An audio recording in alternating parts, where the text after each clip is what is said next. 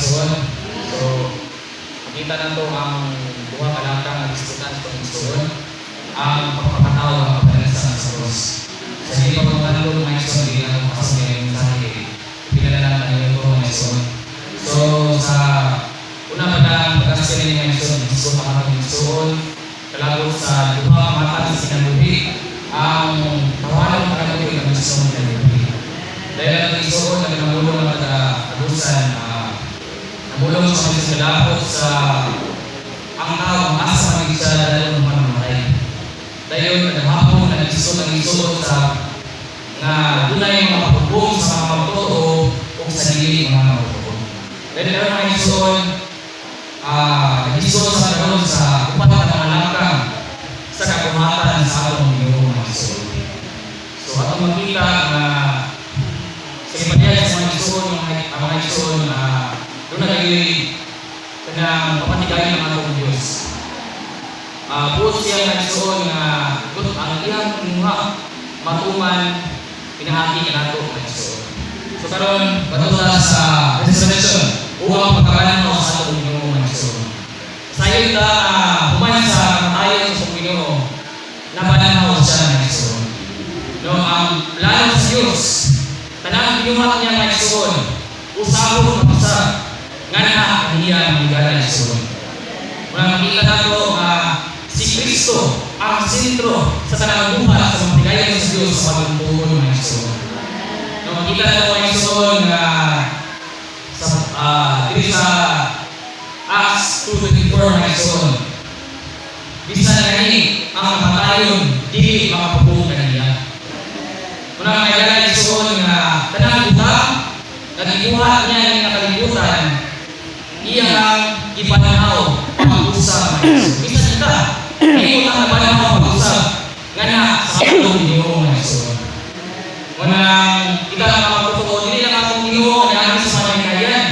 Bisa na ba kita ang mga totoo na tayo proseso na taligaya na aron yung hindi na ito mapunan ng atong Ginoo.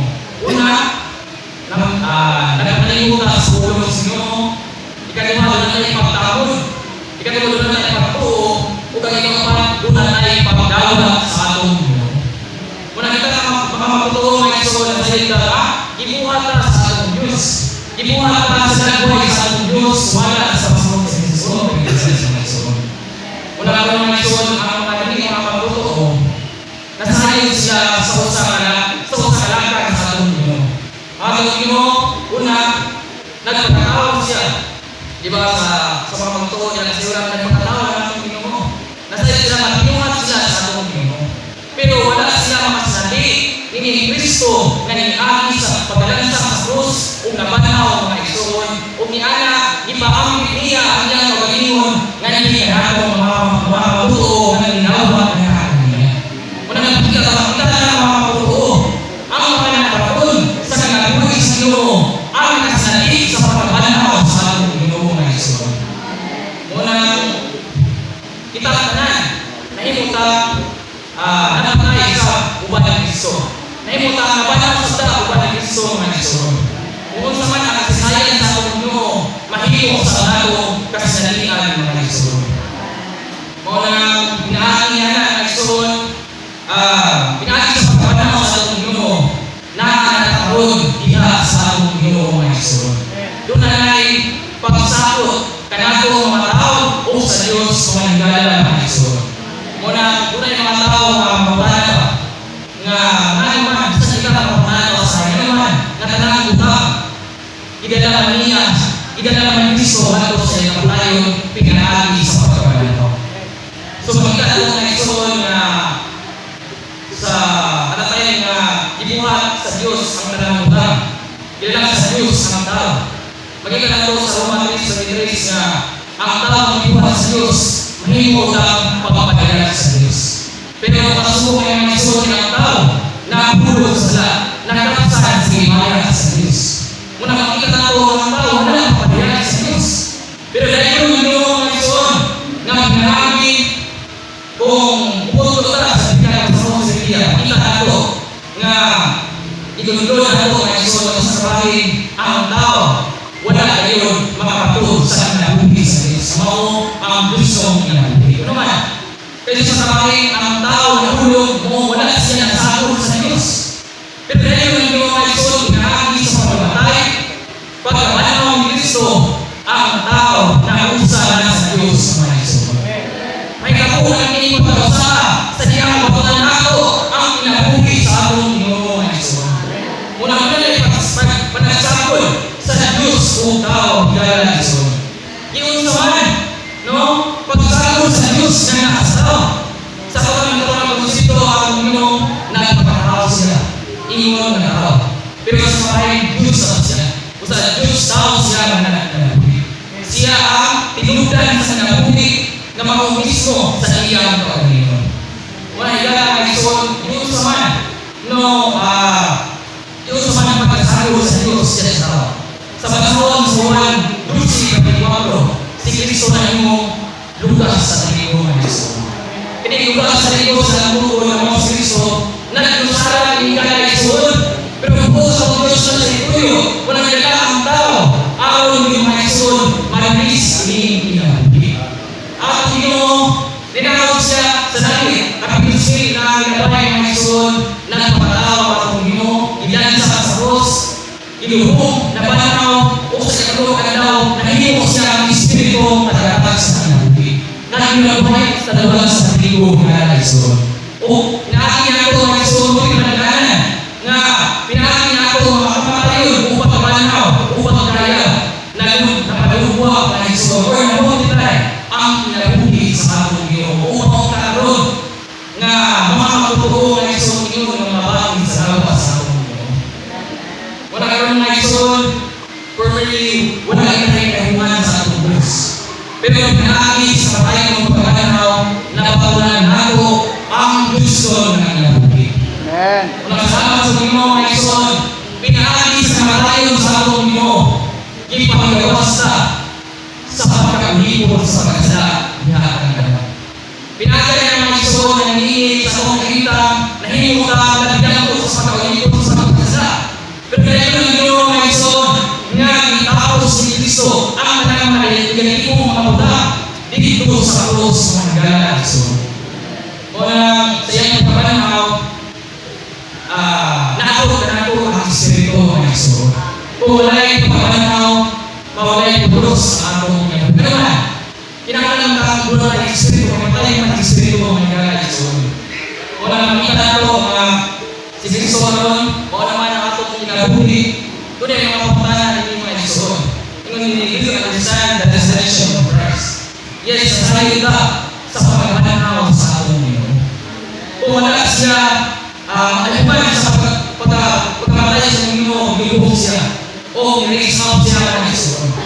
Dahil, pinagin na doon ay something sa atong sulod ng mga gala isod. Ihalagay siya ng pagkabanaw. Nga hindi, if the Lord had not been represented, He could never find Savior. So, makikita natin kung wala yung pagkabanaw sa atong Ginoo, hindi natin siya mahimong panluwas sa mga isod. Unang sakon sa early ministry sa atong Ginoo, objektibo na nato siya ng masinagdan. Pero karoon naman sa pagkumpulon, sa objektibo na nato siya ng masinagdan, kaya naman siya sa atong sulod, nasakon naman niya ang mga higala ng isod. Amen. Ang sa kulaan ng isod na doon na tayo espirituhan ng kinabuhi. Unang makita nato sa sulod ng Marcos, pinagdaanan ito na pinakali sa adlaw sa pagkabanaw sa atong Ginoo. Isa ka siya certainly na ito samahan. O ibalik siya ng isod na nakasiya ng mga tinunan. Muna makita ito nga ang gospel sa ng mga isod do not mention Christ as a sinner. Ano man, kaya sa adlaw sa Pentecostes mga isod, sa wala pa sa adlaw sa Pentecostes, ang atong Ginoo, no, namulong siya nga nakasama ng tinunan. Nga kinahanglan nato manawatan ang Espiritu mga isod. Kung nakakita nato nga human na isod, human ba, human na itong Ginoo, ibalik sa mga tinunan, sa nagkikita sa mga isod sa mga pagkabanaw, buot siya na namulong din siya sa mga tinunan nga, I will leave you for a little while, but I I will come back to you, my son. So ang Ginoo, buot siya ng mga si magkabanaw, balikan na niyang mga kapuso, aron hatagan na niyang kinabuhi, my son. Unang, salamat sa Ginoo, nga nalay mga son, karon mga son, siya naman ang kinabuhi sa magkabanaw. So doon yung aplikasyon ni sa Kristo sa silang kinabuhi. Una, siya ang Espiritu. Kinanataka ako ang Espiritu na nasa sa nato. Ingon na Espiritu ng Ison. Mula sa kanong dito, dinisisi nga, the Lord is Spirit ng Ison. Siya mismo ang Espiritu. Mula salamat sa Ginoo na sa bahay nila tayo natural na kinabuhi. But kita nga sa kapatid sa Diyos ng Ginoo. Dili lang ito na ako siyang napatunan, kundi imuna ako siyang sentro sa atong kinabuhi ng Ison. No? Nanatang makapalo, makakinabuhita ng Ison, iya-iyo ko niya. No?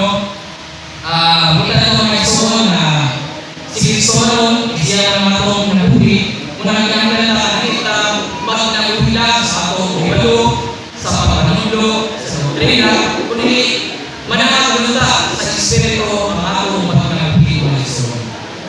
Dili ko ta kailangan kinabuhita na daw sa atong Espiritu, pero kailangan na ang biso na dito sa atong sakon ng Espiritu, kay si Kristo man ang malangkupon sa tanan nga kinabuhi ila sa iyang pagkakataon. Kung ang atong Ginoo ay Ison, nagtinguha siya, nakita na itong mga tao, karon sa panahon sa pagkukupon, panahon sa grasya ng mga pagkukupon nga magkinabuhi ila kayo sa atong Ginoo. So karon ang Ison, natutunan sa ikabuhat nga mga 4 major aspect sa atong Ginoo ng Ison. Mawang pagkaya or ascension ng Ison. Pagkaya na ito nga patulang bat-bat ang Ison, ang pagkakataw, pagkadaan sa Diyos, o pagkakataw. So ano man ang unahan siya ng kaya? So sa kabahing ng Ison, sa unang Korinto 12:13, after his ascension, he also gave many gifts. Una, inadaan niya mga ginungan o mga apostles, prophets, evangelists, shepherds, and teachers. Kung sa katiwala ni mga Ison, makuman ang pagpupod sa lawas sa atong Ginoo. Magkita na ito mga Ison na ingon ng mga bahay sa lawas sa atong Ginoo. Hindi na ito mga Ison na hindi na ito mga magkinabuhita, kundi kinahanglan nila ang magbihota, function lang ng Ison, ingon ng mga bahay sa lawas. Kaya doon na tayo kinabuhi sa atong Ginoo. Muna ng Ison na ang inihod ng Isuhanon, mauman na nagkinabuhi ng Kristo. Nagkinabuhi niya doon ay pagsagol at doon ay oneness ng Ison. Diha kayo sa mga magtuturo ng Ison. Muna hinahanglan kung mahimo ka matukod, bisa na sa mga galingon, hinahanglan sa tayo magtukod sa kawanan. Arang mo yung mga Ison pa, doon ay pagtukod sa atong mga batusa. Muna nga kung Ginoo, doon ay pagtuot, bisa naman ang Espiritu ng Ison. Doon ay pagtuot ang malalang Espiritu. No, si Kristo may Ison sa pasahon sa Juan 16:7. No, atong si Kristo may Ison, guluhan niya yung mga, agignan niya yung mga disciples sa mga ginunan na kung hindi siya mawaki sa pagkaya, hindi kayo kumabot ang Espiritu ng mga kanila. Mga na Ison na siya, kung makabot niya ang Espiritu, nasa ako. Usapan sila ng Ison. Unang ibagalan na pinahagi sa pagkaimo ng Espiritu, nahimo siya Espiritu tagatag sa kanyang buhi, nga pinahagi siya ng pagkabanaw. Doon ay transfigure o pagkausap sa kanyang pagkabuhay. Ngayon ini, doon na siya ay lawas.